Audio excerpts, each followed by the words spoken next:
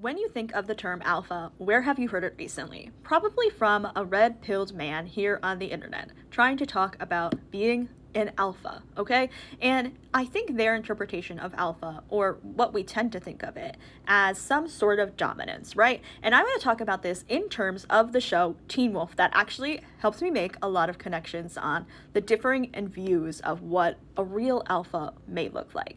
So when we think in Teen Wolf, an alpha, how do you become an alpha? Typically, other than if you inherit it, you will be taking the life of another alpha, right? You are then getting their power by killing them. And that makes you this big, powerful alpha. And also in the show Teen Wolf, we had a whole pack of alphas, right? So just think about how many people they had to kill, how many alphas they had to kill to all come together as one. And Scott McCall essentially has his own pack of friends, right? Made up of very different, either supernatural beings or just a human being, right? When you think of why was Scott McCall able to beat someone as powerful as the Alpha Pack? There is the mistaken life that I think, for many reasons, these red-pilled men are missing, that power and dominance is not actually going to get you anywhere at the end of the day, right? Like, you may have a place in the hierarchy, but at the end of the day, like, what are you getting from that? With this content, there's this need to be seen as top alpha, right? Like, you are strong, you can do anything. People should also fear you, right?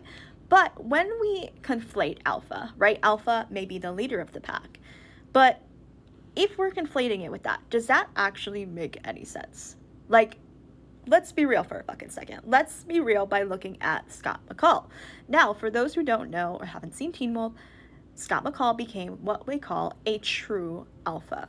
There was a circle of mountain ash around the character Deaton, and obviously anyone supernatural cannot get through mountain ash, and he was able to push through to get to Deaton to save his life.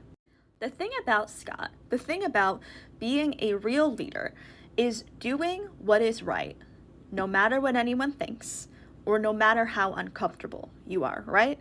Like, at some point, everyone's like, there's nothing we can do.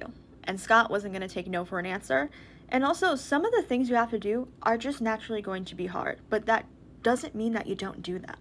When we think of an alpha in terms of Scott McCall, he was a leader who was going to do what was right, who was going, at times, not going to have anyone else to rely on to bounce the ideas off of, because he was just going to have to make a decision on what he was going to do. That he doesn't let anyone die, and he's going to do whatever it takes, no matter how hard it is, to do the right thing to save the people that need to be saved.